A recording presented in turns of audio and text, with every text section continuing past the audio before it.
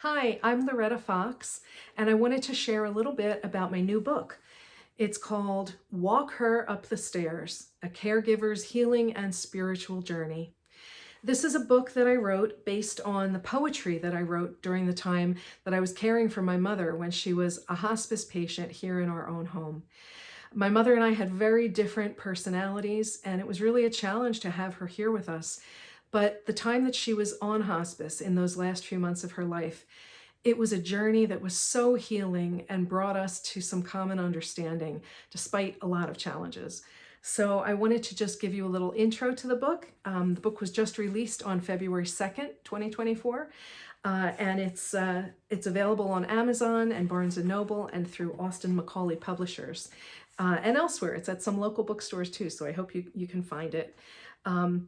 Every chapter begins with a quote from my mother, and the first quote in chapter 1 from her at age 93 is, "All this shababble is so upsetting." I didn't realize my mother was dying.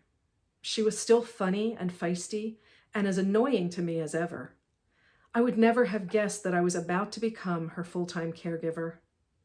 When our final journey together began, all I had hoped to do was convince her to move into a new home with us, and that was going to be enough of a challenge given our history. If I had realized she was in her last months, things might have progressed differently. But then again, I think that the way opened and all of the circumstances of our move lined up with all of the new information we were about to receive on her health.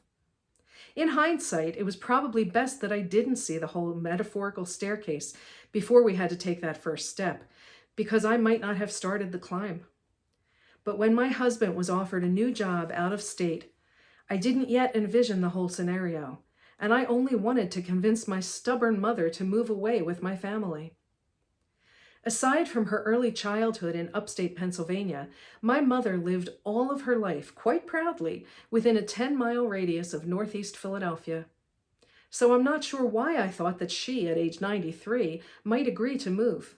She was as much of a homebody as a person could be.